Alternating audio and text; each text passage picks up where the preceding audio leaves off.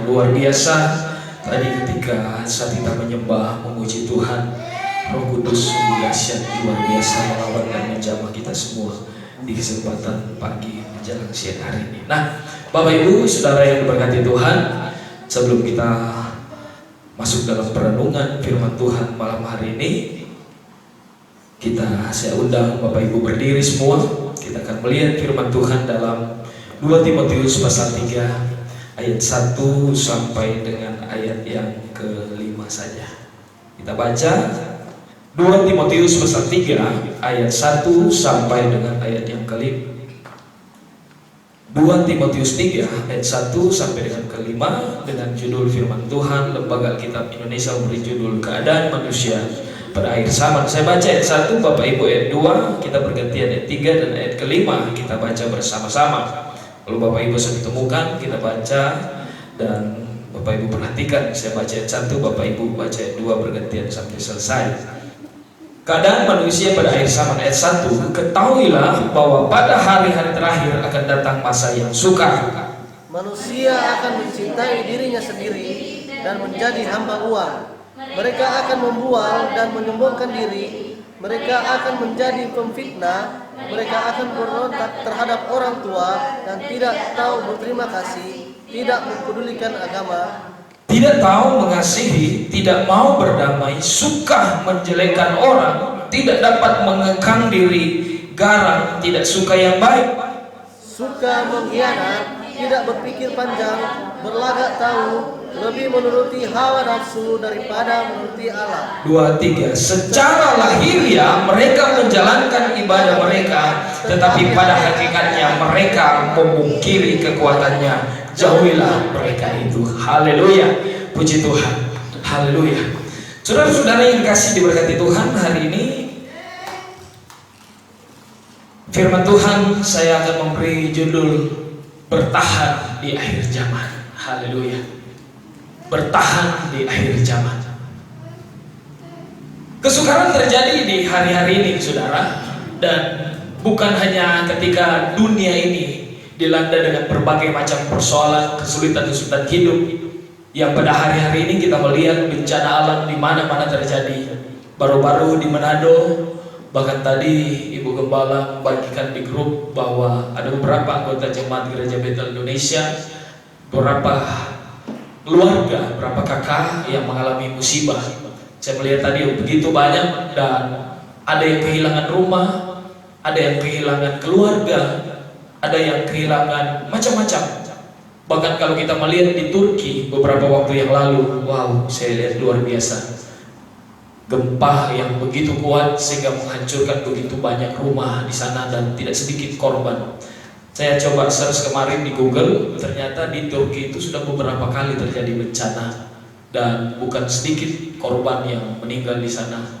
Ada 2.000, ada 3.000, ada 7.000, ada 1.000, paling kurang saya lihat 500 atau 600 orang ketika terjadi bencana. Nah, itu yang terjadi di hari-hari ini. Tetapi ketika kita membaca konteks kebenaran firman Tuhan hari-hari ini, saudara, bahwa kesukaran, pergumulan, persoalan, masalah yang terjadi bagi gereja Tuhan hari ini bukan hanya berbicara bencana alam, bukan hanya terjadi ketika menghadapi banjir, gempa bumi, bahkan hal-hal yang terjadi di hari-hari ini begitu banyak korban. Tetapi Alkitab menjelaskan tadi bahwa keadaan manusia akhir zaman, bahwa manusia akan kehidupan imannya, kehidupan mental dan moralitasnya semakin bobrok. Alkitab mencatat bahwa mereka akan semakin egois, hidup dikuasai hawa nafsu, cinta uang, lebih materialistis, lebih mementingkan diri sendiri, tidak peduli dengan orang lain, pembual, pemfitnah yang lebih dekat lagi juga hari-hari ini ada berita-berita hoax yang dibagikan baik di media sosial antar mulut satu dengan yang lain. Itu yang terjadi di hari-hari ini. Bahkan tidak mempunyai kasih, suka ribut satu dengan yang lain. Alkitab berkata tadi bahwa kelihatan mereka beribadah, tetapi hati mereka jauh daripada Tuhan. Bahkan firman Tuhan bilang di sana, jauhilah mereka itu. Itu yang terjadi di hari ini, saudara. Keadaan dunia, selain kita mengalami bencana alam, banjir, gempa bumi, tetapi keadaan mental, moralitas, kehidupan manusia di akhir zaman ini telah disampaikan lewat 1 Timotius pasal 3 tadi, 2 Timotius pasal 3 tadi. Kehidupan orang semakin bobrok moral mereka, lebih mencintai diri sendiri. Dan saya percaya Bapak Ibu Saudara, ketika kita hidup di tengah-tengah lingkungan seperti ini, maka ini sebuah tantangan yang besar bagi kita orang-orang Kristen. Kita siap difitnah, kita siap dibenci, kita siap menerima berita hoax, kita siap dijauhi. Bahkan Alkitab bilang anak-anak akan memberontak terhadap orang tua. Itu yang terjadi. Nah, kalau kekristenan kita tidak kuat, Bapak Ibu jemaat Tuhan yang ada di hari-hari ini, kita tidak kuat di dalam Tuhan, maka saya percaya kita akan hanyut di bawah arus keadaan dunia, situasi di hari-hari ini. Berkali-kali saya sampaikan, begitu banyak orang di luar sana yang tadinya berapi-api, mereka begitu semangat untuk mengiring Tuhan. Bahkan ada hamba-hamba Tuhan yang berapi-api melayani Tuhan, tetapi ketika menghadapi realita hidup dunia di akhir zaman ini, terjadi kebencanaan moral yang luar biasa. Dan kalau kita lihat kilas balik kehidupan pada zaman perjanjian lama, Nuh hidup pada zaman ini, di mana orang lebih cenderung hatinya, pikiran mereka hanya dosa, pikiran mereka hanya kejahatan, pikiran mereka hanya hawa nafsu, pikiran mereka hanya dunia. Kalau kita hidup di kondisi keadaan seperti itu, saudara, kalau iman kita tidak kuat, saya percaya kita juga pasti akan hanyut. Amin, saudara. Itu pasti terjadi. Sebab itu hari-hari ini Bapak Ibu Saudara yang diberkati, yang dikasihi Tuhan, Tuhan memberikan peringatan, mengingatkan kembali kita lewat firman Tuhan. Inilah kehidupan dunia di akhir zaman. Orang akan lebih mencintai diri sendiri, akan menjadi hamba uang. Di mana-mana sekarang terjadi penipuan. Saya dengar beberapa waktu yang lalu ada teman-teman kami di Jakarta bisnis, mereka ditipu bukan hanya sedikit, saudara. Ada yang 300 juta, ada yang 500 juta, ada yang 1 miliar, ada yang 3 miliar. Saya pernah saksikan beberapa tahun yang lalu, saya pernah pelayanan di Bandung, 4 miliar, saudara. Saya diundang teman saya untuk mendoakan seorang bapak. Saya bilang, punya persoalan apa bapak? Pak, pendeta saya ditipu. Dia kelihatan depresi, stres sekali, saudara. Saya bilang, kasihan.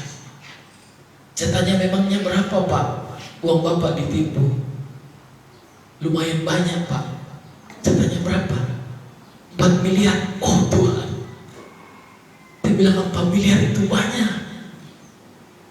Saya bilang, kok bisa pak? Ya waktu itu katanya ada bisnis yang mereka, dan dia bilang, betapa bodohnya saya. Semua aset saya kasih ke dia. Sertifikat rumah, sertifikat perusahaan saya, sertifikat kantor saya kasih, karena untuk mencairkan dana lebih besar lagi untuk sebuah bisnis yang baru. Akhirnya temannya bawa lari itu semua, saudara. Wow, itu realita yang terjadi, saudara, di akhir zaman ini. Tetapi dengan kondisi situasi yang terjadi di hari-hari ini, mau tidak mau, suka atau tidak suka, kita tetap ada di antara mereka. Kita tetap harus menghadapi ini. Tetapi firman Tuhan memberikan peringatan lagi bagi kita. Kita jangan sama seperti mereka, tetapi kita harus tampil beda.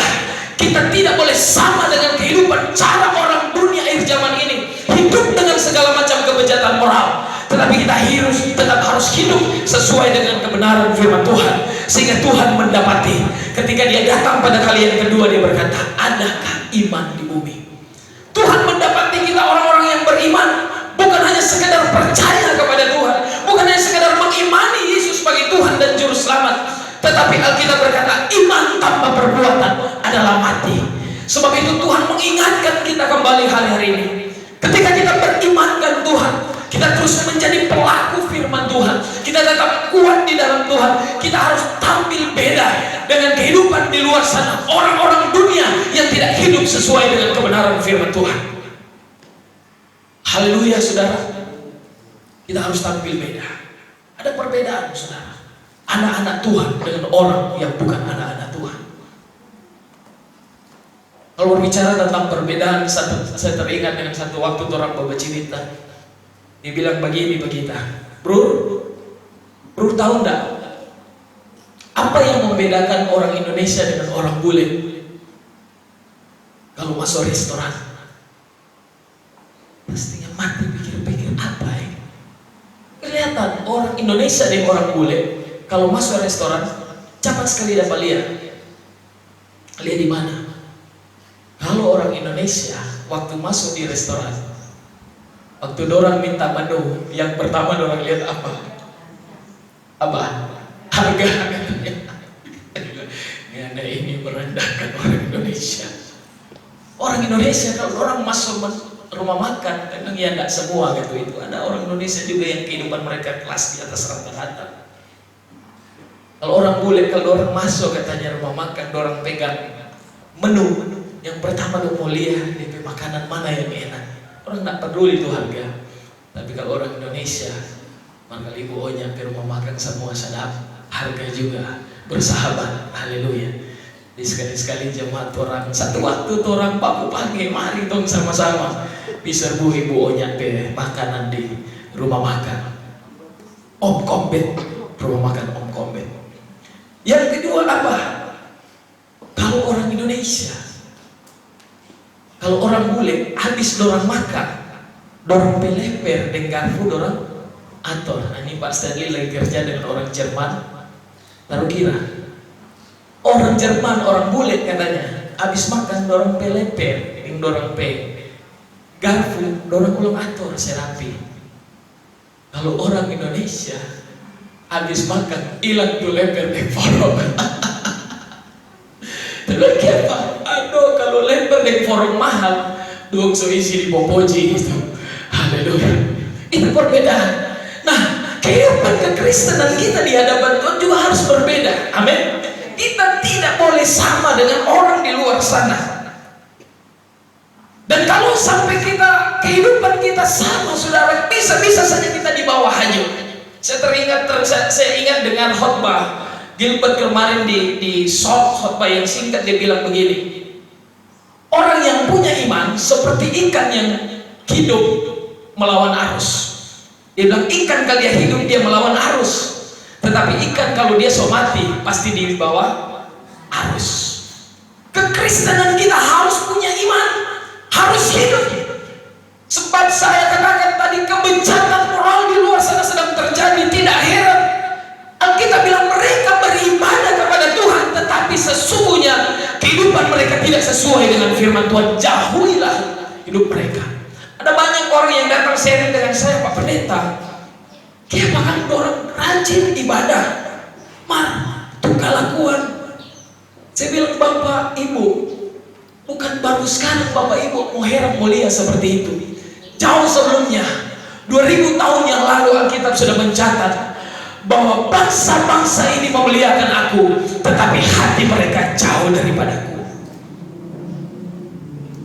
Ada banyak orang kelihatan beribadah, tetapi sikap perilaku mereka seperti Alkitab catat tadi. Sehingga Tuhan mengingatkan kita jauhi mereka. Sebab kalau tidak kita bisa terbawa arus. Tetapi mari kita sebagai gereja Tuhan menghadapi kondisi, keadaan, kesulitan hidup hari-hari ini. Bukan hanya berbicara kesulitan ekonomi, bukan karena kesulitan bencana alam yang terjadi, tetapi inilah realita hidup. Kita akan diperhadapkan setiap waktu, setiap hari. Tuhan izinkan kita menghadapi orang-orang yang kelihatannya menjengkelkan kita. Sikap, perilaku, moralitas mereka bisa membuat kita marah, bisa membuat kita benci, bisa membuat kita dendam. Tetapi Alkitab mencatat kita harus tetap kuat di dalam Tuhan. Jangan sampai kita lemah dan dibawa arus oleh dunia ini. Nah, bagaimana kita bisa kuat di dalam Tuhan? Seperti firman Tuhan yang kita baca malam ini. Yang pertama, saya temukan di dalam 2 Timotius pasal 2 ayat 1, firman Tuhan bilang begini. Sebab itu, hai anakku, jadilah kuat oleh kasih karunia di dalam Kristus Yesus. Amin. Bagaimana kita menyikapi keadaan dunia yang semakin rusak hari-hari ini, saudara? Alkitab menyatakan bahwa sebab itu jadilah kuat. Haleluya. Haleluya. Mari bilang kiri kanan muka belakang, proses tetap kuat. Haleluya. Bilang, Bu Onya kore Pak Ibu Ian belakang kuat, Ibu Ian kore Pak Stanley kuat. Haleluya. Orang semua kita harus tetap kuat. Kenapa? Karena 1 Korintus 16 ayat 13 juga bilang begini, berjaga-jagalah dan berdirilah dengan teguh di dalam iman, bersikaplah sebagai laki-laki dan tetap kuat. Haleluya. Harus teguh, harus kuat. Karena mau tidak mau, suka atau tidak, saya katakan tadi, inilah keadaan dunia. Kita harus kuat, kita harus teguh. Dan terkadang sebetulnya kita anak-anak Tuhan, Tuhan izinkan untuk mengalami proses. Beberapa waktu yang lalu kemarin saya sharing dengan beberapa teman hamba Tuhan, baik pelayan Tuhan, hamba Tuhan yang ada di Melompar, di Manado, di Jakarta. Kami ada satu link Zoom namanya Koram Deo, saudara. Kami berbagi sana kesaksian, pengalaman iman, dan saya bilang untuk menjadi anak Tuhan tidak gampang, saudara. Anak Tuhan harus punya kualitas seperti Tuhan. Dalam arti karakter, sikap kita harus kuat. Coba buka satu firman Tuhan lagi, Ibrani pasal 12 ayat 8 sampai 11. Ibrani pasal 12 ayat 8 sampai 11. Coba Pak Dini baca. Sekuat. Ibrani pasal 12 ayat 8 sampai 11. Tetapi jikalau kamu bebas dari ganjaran yang harus diderita setiap orang, maka kamu bukanlah anak. Stop. Tetapi jikalau kamu bebas dari ganjaran yang harus diderita oleh siapa? Orang. Siapa setiap orang? Siapa setiap orang? Termasuk GBI Bukit Zaitun? Amin. Termasuk saudara dan saya? Amin. Tetapi jikalau kamu bebas dari ganjaran yang harus diderita setiap orang, maka kamu bukanlah anak. Yang mengaku anak Tuhan, coba angkat tangan. Yang merasa anak Tuhan. Kalau anak Tuhan pasti akan mengalami yang namanya penderitaan.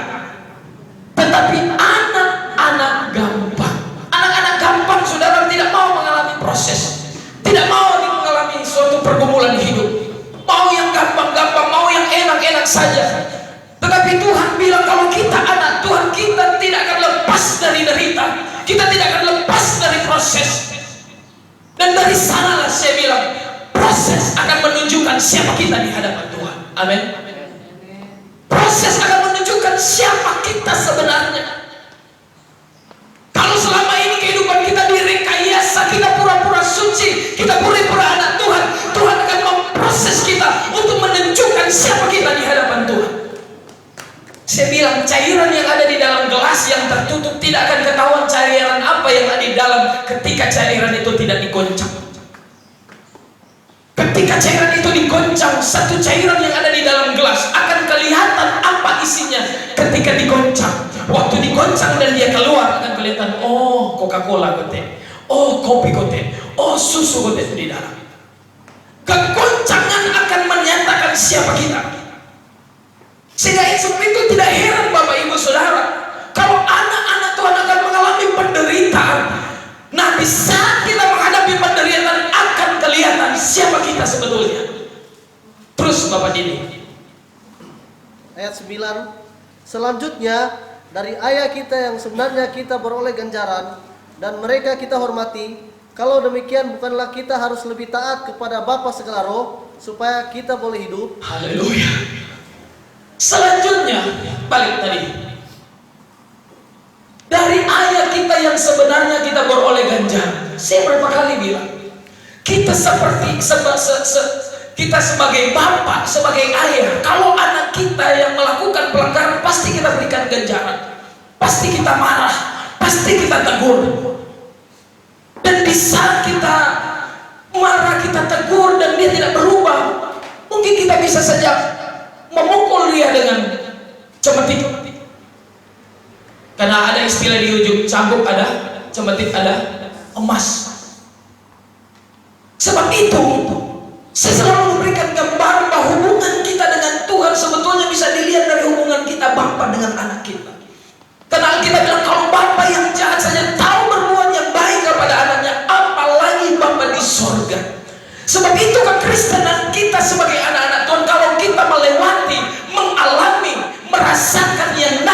proses, itu tandanya Tuhan menganggap kita anaknya dan Tuhan mengasihi saudara dan saya. Amin. Jangan saudara bilang begini, kayak pedang Pak Pendeta, gembala, kayak pedang bro. Di luar sana dorang hidup bersina, dorang pencuri, dorang pemabuk, dorang penjudi, dorang pesina. Tetapi kehidupan mereka sepertinya biasa-biasa. Kelihatan hidup mereka enak-enak. Saya justru tertawa kita bilang tanda tanya, apakah Tuhan masih sayang pada orang atau nyanda?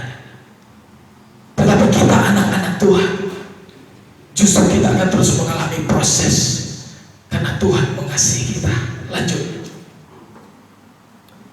Ayat 10. Sebab mereka mendidik kita dalam waktu yang pendek sesuai dengan apa yang mereka anggap baik, tetapi Dia menghajar kita untuk kebaikan kita, supaya kita beroleh bagian dalam kekudusan. Haleluya. Stop. Haleluya. Sama-sama baca. 1, 2, 3. Sebab mereka mendidik kita dalam waktu yang pendek sesuai dengan apa yang mereka anggap baik, tetapi Dia menghajar kita untuk haleluya, untuk kebaikan siapa? Ngoni nih mau jadengan papa nih mama saya bilang mau kira kok for siapa? Kalau papa keras mama keras pemoni anak-anak untuk for ngoni pe masa depan. Amin. Alkitab pun mencatat seperti itu. Kalau kita mendidik, membina, mengajar anak kita dengan keras, itu tujuannya supaya masa depan mereka berhasil, supaya masa depan mereka baik. Demikian Tuhan mengajar kita, Tuhan mengizinkan proses menghadapi realita hidup, menyikapi keadaan kondisi dunia yang seperti yang kita bilang. Di awal pembacaan firman Tuhan, Tuhan izinkan kita ada pada realita itu. Tuhan izinkan kita mengalami proses itu. Supaya apa? Tujuannya untuk kebaikan saudara dan saya. Oh Tuhan, saudara sayang pada orang ini. Tuhan so benci pada orang ini. Tuhan marah pada orang ini. Semua proses yang Tuhan izinkan untuk saudara dan saya karena Tuhan mengasihi saudara dan saya. Ini kesulitan yang terjadi hari-hari ini, saudara. Ini keadaan dunia yang terjadi di hari-hari ini. Terakhir 11. Ayat 11. Memang tiap-tiap ganjaran pada waktu Ia berikan tidak mendatangkan sukacita, tetapi duka cita. Tetapi kemudian Ia menghasilkan buah kebenaran yang memberikan damai kepada mereka yang dilatih olehnya. Haleluya. Amin. Memang tiap-tiap ganjaran pada waktu Ia diberikan tidak mendatangkan sukacita. Sadar saudara ketika kita diproses? Siapa yang merasa enak ketika diproses Tuhan? Pak Fiat bilang jangan tunggu Tuhan proses, biar kalau Tuhan proses sakit saudara. Memang betul, proses tidak enak, sakit.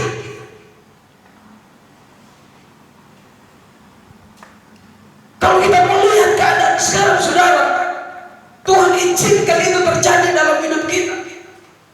Setiap proses yang terjadi dalam hidup kita memang tidak mengenakan, mendatangkan duka cita. Tetapi kemudian Ia menghasilkan buah kebenaran yang memberikan damai kepada mereka yang dilatih olehnya. Haleluya. Tuhan melatih kita lewat proses. Tuhan melatih kita lewat keadaan kondisi dunia hari-hari ini, yang pada ujung-ujungnya menghasilkan kebenaran. Saya bilang untuk menjadi murid Kristus tidaklah gampang saudara. Sebab kata murid diambil dari kata disciple. Pergi, jadikan semua bangsa muridku, seperti tema kita Matius 28 ayat 19 sampai 20. Ini amanat agung. Pergi, jadikan semua bangsa muridku. Saudara dan saya telah dimuridkan oleh senior-senior kita, oleh pendeta, gembala, hamba-hamba Tuhan kita yang lalu memberitakan Injil, melayani kita. Kita telah dimuridkan, dan arti murid adalah disciple. Disciple artinya apa? Disiplin. Dan Tuhan sedang mendisiplinkan anak-anak Tuhan di hari-hari ini dalam berbagai macam hal. Sebab itu, mari Bapak Ibu Saudara, kalau Tuhan izinkan proses itu, Tuhan sedang membentuk kita untuk semakin disiplin di hadapan Tuhan. Karena menjadi murid harus disciple, menjadi murid harus disiplin, menjadi anak-anak Tuhan harus siap diproses.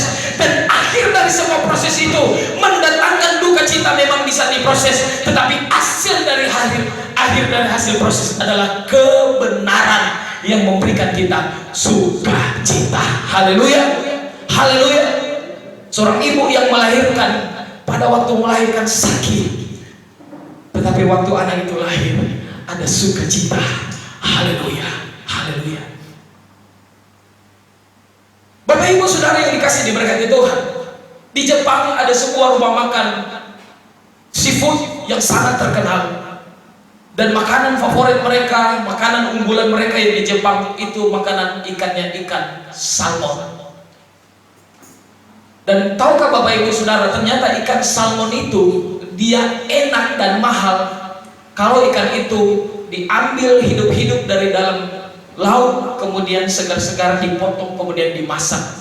Dan itu luar biasa, gizi vitaminnya sangat luar biasa, sehingga menu ikan salmon ini sangat mahal di Jepang. Nah, bagaimana mereka bisa menangkap ikan ini dan bawa di restoran hidup-hidup? Ternyata awal-awalnya mereka sulit. Waktu mereka tangkap ikan salmon ini, saudara, dari laut, begitu mereka bawa naik di atas kapal, sementara dalam perjalanan kapal ini menuju ke darat untuk dimasukkan ke restoran-restoran, ternyata ikan-ikan salmon yang mereka tangkap mati. Satu waktu, saudara, ada seorang nelayan yang dia diberikan hikmat mungkin oleh Tuhan, bagaimana cara supaya ikan salmon yang mereka tangkap ini tidak mati. Hanya waktu ditangkap ikan salmon ini, dimasukin di dalam kotak mereka penampungan ikan, dan sudah ada air di dalamnya. Si nelayan ini punya hikmat. Dia tangkap anak ekor hiu, saudara, ikan hiu yang kecil, kemudian dia masukkan sama-sama dengan ikan salmon ini. Haleluya. Dan waktu ikan hiu ini sama-sama dengan salmon ini, maka ikan hiu kejar-kejar, dia busuk terus di salmon ini, saudara. Karena ikan hiu dia bagi ke ikan salmon ini, sehingga waktu ikan hiu ini kejar-kejar ikan salmon ini, saudara, akhirnya sampai di darat, ini salmon ini ya mati-mati. Haleluya. Karena dia mungkin ketakutan karena ikan hiu ini dusu pada dia. Akhirnya ikan salmon ini mati sampai di restoran. Haleluya. Pelajaran apa yang kita dapat di dalamnya? Kadang-kala Tuhan izinkan ada hiu-hiu dalam hidup kita yang seolah-olah menekan iman kita, yang seolah-olah mengejar kita. Dan saya bilang tadi, itulah proses yang Tuhan izinkan untuk memproses, membentuk kita, supaya iman kita tidak mati, kita terus bersemangat, kita terus kuat di dalam Tuhan, kita tetap teguh di dalam Tuhan. Sebab Alkitab berkata, orang-orang yang bertahan sampai pada kesudahan, dialah yang diselamatkan oleh Tuhan. Amin. Kalau kita bertahan, kalau kita tetap kuat, dan Tuhan kadang-kadang izinkan ada hiu-hiu dalam hidup kita, saudara, yang seolah-olah mendorong, mengejar kita untuk kita tetap semangat. Sebab kalau keadaan kehidupan kekristenan kita aman-aman, saudara, lihat di luar sana begitu banyak orang Kristen yang meninggalkan Tuhan karena kehidupan mereka nyaman-nyaman. Saudara buka Google, saudara search berapa banyak Amerika sekarang gereja mereka ditutup. Bahkan di Inggris, saudara, gereja bukan lagi tempat ibadah tetapi jadi supermarket. Gedung-gedung gereja kosong, ditutup, bahkan dijual. Cari di Google, saudara, begitu banyak gereja. Kenapa? Karena kekristenan di sana mereka merasa nyaman, aman, segala sesuatu sepertinya gampang didapat, uang, pekerjaan dan lain sebagainya. Ini mungkin yang membuat mereka merasa nyaman, sehingga orang berpikir tidak lagi memerlukan Tuhan. Memang itu yang terjadi hari-hari ini, saudara. Ketika kondisi keadaan kita merasa aman, merasa nyaman, saudara, ada banyak orang lupa, nanti Jo, Rur ibadah ibadah nanti Jo, Rur hari Minggu ibadah nanti Jo, nanti Jo pasang infus, nanti kurang panggil akang pendeta, kurang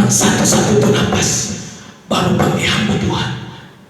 Nanti sore baru kita mau beribadah gembala.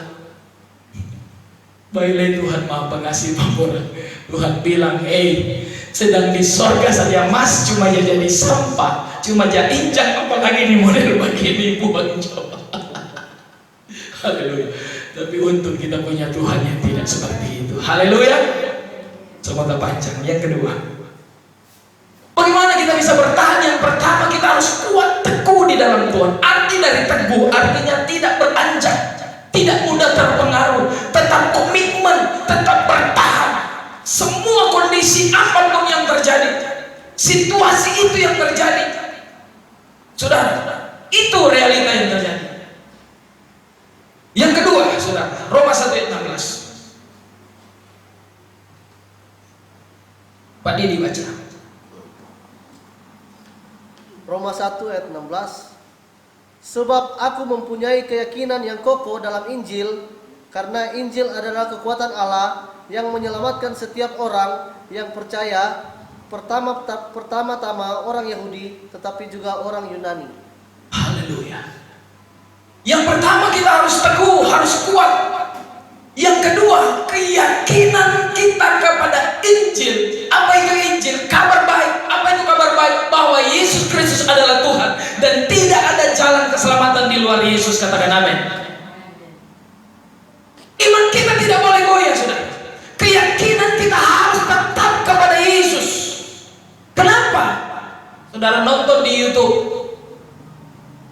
begitu banyak, bahkan saya lihat, wah ini mantan pendeta murtadin.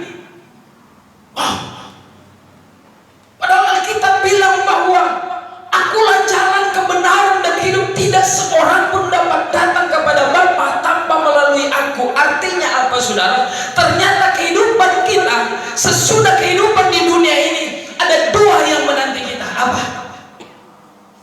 Apa saudara? Sesudah kita mengakhiri pertandingan iman kita, kehidupan kita di dunia ini ada dua yang menanti kita. Apa yang menanti kita? Surga dan neraka. Menjadi pertanyaan, di mana kita ketika kita mati? Ada surga, ada neraka yang menanti kita. Sebab itu mari Bapak Ibu Saudara, jangan cuma persoalan sepele, cuma persoalan dunia yang sebetulnya bisa kita sikapi, bisa kita hadapi, bisa kita bertahan terus di dalamnya. Kita lemah sehingga kita mengalihkan iman kita yang sebetulnya kehidupan ini hanya semu, hanya sementara. Katakan, di dunia ini hanya sementara. Bilang 1, 2, 3. Dunia ini hanya sementara, tetapi yang kekal adalah sesudah kita meninggalkan dunia. Apa itu surga dan neraka? Kita mau kemana? Jangan cuma persoalan sebentar, kita melupakan ada kekekalan yang menanti kita, saudara. Ada surga dan neraka yang menanti kita. Dan memang itu yang terjadi, saudara. Saya temukan di dalam Yohanes pasal 6. Coba baca ayat 60 dan ayat 66. Yohanes 6 ayat 60 dan ayat 66.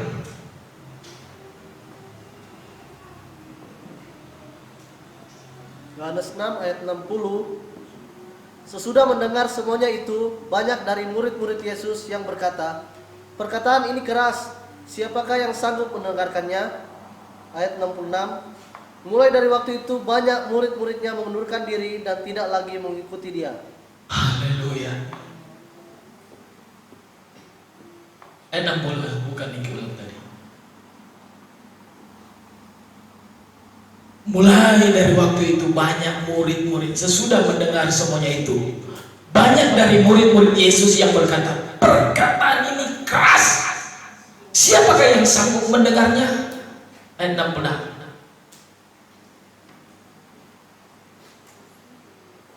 Mulai dari waktu itu banyak murid-muridnya mengundurkan diri dan tidak lagi mengikut dia.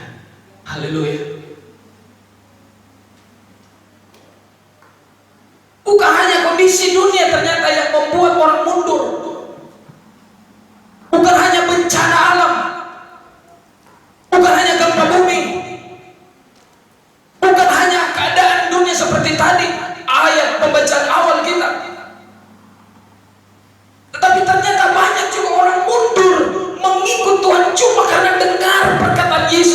keras. Mereka mau yang enak-enak saja. Waktu firman Tuhan datang keras menegur mereka, membentuk mereka. Hei, coba singgung lagi gembala. Hei, coba singgung lagi pendeta. Hei, coba singgung lagi ini penginjil ini. Sudah coba masuk gereja, selalu tiap minggu cuma singgung-singgung Pak kita, cuma singgung-singgung Pak kita. Sebetulnya kalau kita tidak berbuat, kenapa kita tersinggung? Amin, saudara. Kalau kita tidak berbuat, pasti kita tersinggung. Ataupun kalau kita tersinggung, kita bersyukur, itu tandanya perasaan kita masih normal, saudara. Amin. Mereka meninggalkan Yesus cuma karena perkataan Yesus yang keras, firman Tuhan yang keras. Sebab itu mari jemaat Tuhan, karena Bapa menganggap kita sebagai anak-anaknya, sehingga dia menyesah kita, dia menghajar kita, kata Ibrani pasal 13 tadi, supaya darinya menghasilkan sebuah kebenaran, dan kebenaran itu yang terus menguatkan iman kita, sehingga kita bertahan sampai masa kesudahan hidup kita. Haleluya. Matius 7 ayat 14. Cepat. Ayat terakhir ini. Matius 7 ayat 14. Karena sesaklah pintu dan sempitlah jalan yang menuju kepada kehidupan, dan sedikit orang yang mendapatinya. Haleluya. Karena sesaklah pintu dan sempitlah jalan yang menuju pada kehidupan. Sesak, sempit. Dan orang lebih banyak ayat yang lain, dan orang lebih memilih jalan yang lebar, yang luas, yang pada ujung-ujungnya menuju pada kebinasaan. Itu tandanya orang yang tidak mau melewati proses, maunya yang enak-enak, maunya yang senang, tidak mau berjalan di jalan yang sempit. Artinya ada proses. Khotbah saya minggu yang lalu bagaimana Michelangelo itu membentuk patung itu menjadi indah. Dia mengikis, dia memahat setiap bagian-bagian batu yang tidak perlu, sehingga pahatannya menjadi satu batu yang indah. Seperti Alkitab bilang, Tuhan membentuk kita di penjunan tangannya, supaya kita menjadi bencana yang indah di pemandangan mata Tuhan. Amin. Seingat khotbah saya minggu lalu, ada hal-hal yang harus dikikis dalam hidup kita. Itulah perjalanan melewati jalan yang sempit. Kedagingan kita harus ditinggalkan. Emosi kita, kebencian, amarah, dendam, semua harus dikikis dalam hidup saudara dan saya. Itulah perjalanan jalan yang sempit. Ada orang di luar sana tidak mau. Mereka lebih memilih jalan yang luas, tidak mau dibentuk, tetap terikat dalam dosa, mabuk, pesta pora, merokok, wah macam-macam saudara. Tuhan bilang lepaskan itu semua.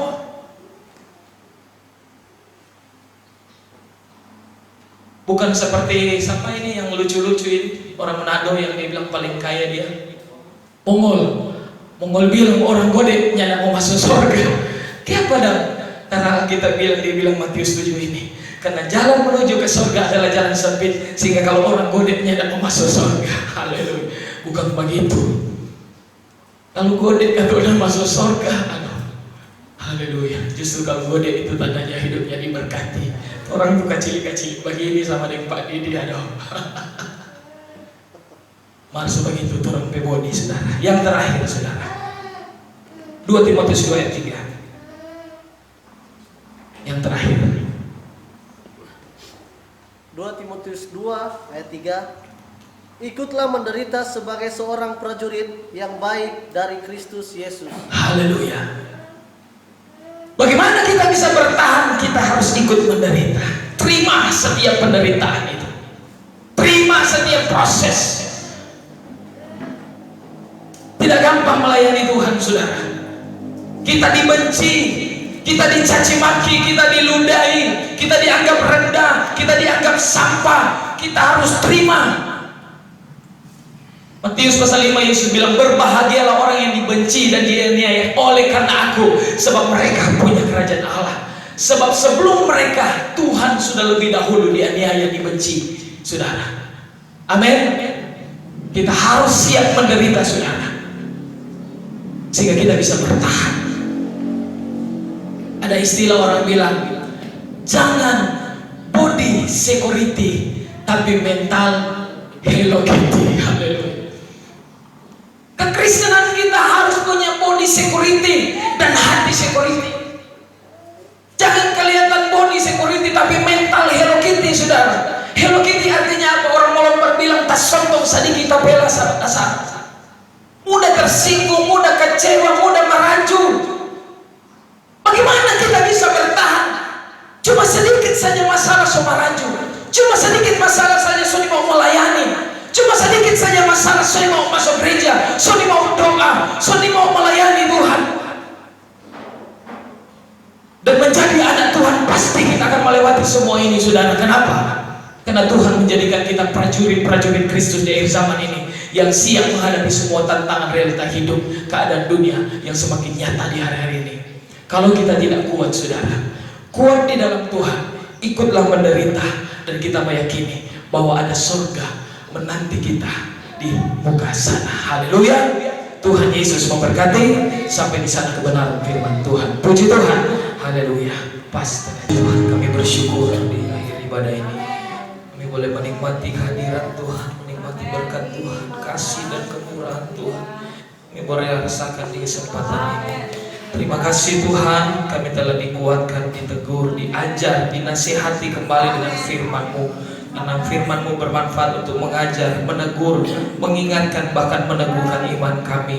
Dan kami terlalu yakin Tuhan bahwa ketika Tuhan berfirman bagi kami, Tuhan sangat mengasihi kami. Tuhan sedang membentuk kami untuk semakin kuat, teguh di dalam Tuhan, menyikapi, menghadapi realita hidup dunia yang semakin jahat hari-hari ini. Kami harus menyesuaikan dengan keadaan. Kami harus diperhadapkan pada orang-orang di luar sana dengan berbagai macam karakter, sikap, perilaku mereka yang seakan-akan melemahkan iman kami, yang seakan-akan membawa iman kami untuk lemah di hadapan Tuhan. Tetapi satu hal yang kami minta, biar Roh Kudus-Mu, firman-Mu tetap kuat, tetap teguh, tetap menuntun, tetap membimbing kehidupan kami, sehingga Tuhan mendapati kami selalu bertahan kuat sampai masa kesudahan hidup kami. Terima kasih Bapa. Diberkatilah semua yang telah mengambil bagian pelayanan hari ini, sebagai pembawa firman, sebagai pemimpin pujian, sebagai rebana, sebagai singers, pengegang LCD, pemimpin doa, bahkan semua jemaat yang telah melayani Engkau dengan berbagai macam pengorbanan pelayanan mereka, yang telah membawa korban persembahan, yang telah memberikan korban persepuluhan, yang telah melayani di rumah pastor ini sepanjang minggu berjalan ini. Tuhan, tilik setiap pelayanan mereka, biar menjadi benih-benih yang mereka tabur, sehingga satu kali kelak nanti Tuhan mereka mengimani bahwa janji Tuhan ya dan amin.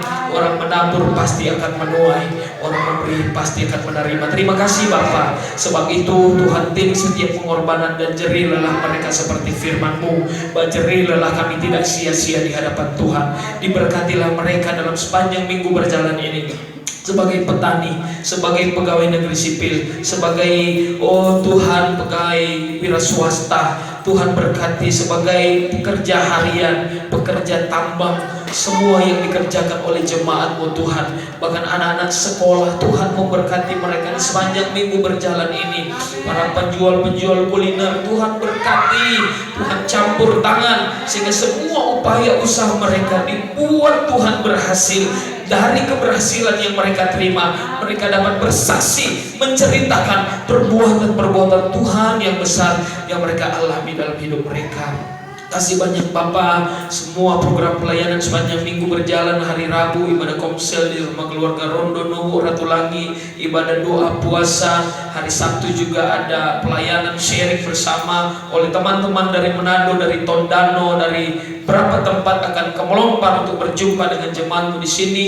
Tuhan tolong semua, sehingga dalam pertemuan-pertemuan kami membangun tubuh Kristus yang semakin berakar kuat di dalam Tuhan dan berbuah untuk kemuliaan nama Tuhan. Diberkatilah pemerintah bangsa kami dari pusat sampai paling terendah. Diberkatilah Kabupaten Nusa Tenggara, diberkatilah Desa Molompardo Utara, diberkatilah negeri ini, sehingga kami percaya di mana kami berdiri dan kami berdoa memberkati, maka kesejahteraan kota menjadi kesejahteraan kami juga anak-anak-Mu. Terima kasih Tuhan.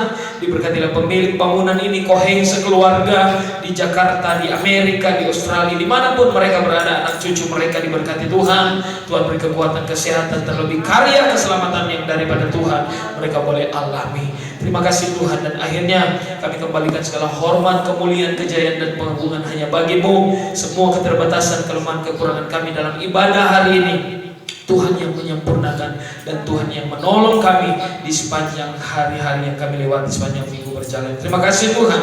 Dan inilah menjadi doa dan syukur kami. Kami akan pulang dan mengangkat tangan kami untuk menerima berkat Tuhan. Sebab itu jemaat Tuhan, mari angkat tanganmu, arahkan hati dan imanmu kepada Tuhan, dan terimalah berkat. Di dalam nama Bapa, Putra, dan Roh Kudus, dalam nama Yesus, kiranya Tuhan memberkati engkau dan melindungi engkau. Tuhan menghadapkan wajahnya kepadamu dan memberi engkau kasih karunia. Tuhan memperlengkapi engkau dengan segala yang baik untuk melakukan kehendak-Nya, serta cinta kasih dari Tuhan Yesus Kristus dan persekutuan Allah Roh Kudus menyertai kami sekalian mulai hari ini sampai Maranatha, Tuhan datang pada kali yang kedua. Di dalam nama Tuhan Yesus kami mengucap syukur, terima berkat Tuhan. Haleluya, haleluya, haleluya. Sama-sama katakan amin.